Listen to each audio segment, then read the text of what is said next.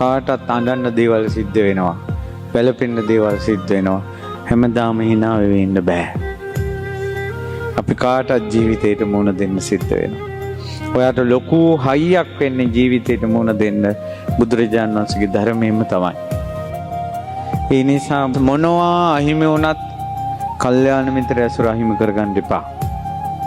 මොනවා අහිමි වුණත් මේ ධර්මයේ ඇසෙන අවස්ථාව මගහැර ගන්න එපා. මොනවා හිතා ගන්න බැරි වුණත් බණපදයක් හිතන එක අහිමි කරගන්න එපා. ඔයාලට ගෙවල් වල නොයි ප්‍රශ්න ඇති. ඕවා හිතන්න පුළුවන් වගේ.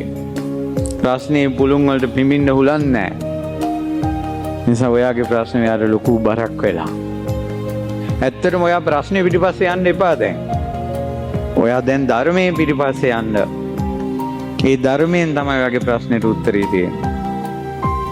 ඒ නිසා පින්වතුනි ලෝක දහම් පරියාය නැවත හිතට ගන්න. යේන හිමඤ්ඤන්ති තතෝ තං හෝති අඤ්ඤතා. යම් යම් ආකාරයකට අපි ජීවිතය ගැන ප්ලෑන් කරන්න හිතන්නේ සිද්ධ වෙන්නේ වෙන විදිහකටමයි. ඒ නිසා මේ ලෝකය ගැන අපි සිහින මවල ඇති වැඩක් නැහැ. ජීවිතයට මෝන දෙන්න, අනිත්‍ය කියන ඇත්ත දකින්න අපිට තව ටික කාලයයි ජීවත් වෙන්න තියෙන්නේ.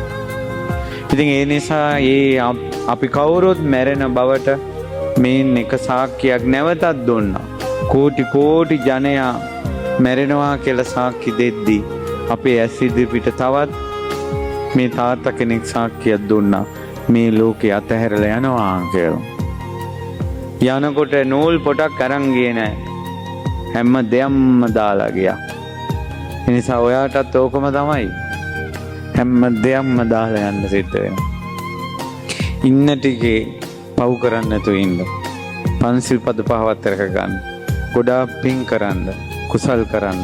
ඒ නිසා ඔබටත් මටත් ගෞතම බුදුසසුනේ මේ දහම තුලින් ලබන සැනසීම ලබන්න, ඒ වගේම අවිනිශ්චිත ජීවිතේ මේ උස්ම ටික අවසන් වෙන්න පෙර මේ බුදුරජාණන් වහන්සේගේ ධර්මය අපේ ජීවිතයට ළඟා කරගෙන සැනසෙන්න වාසනාව ලැබේවා.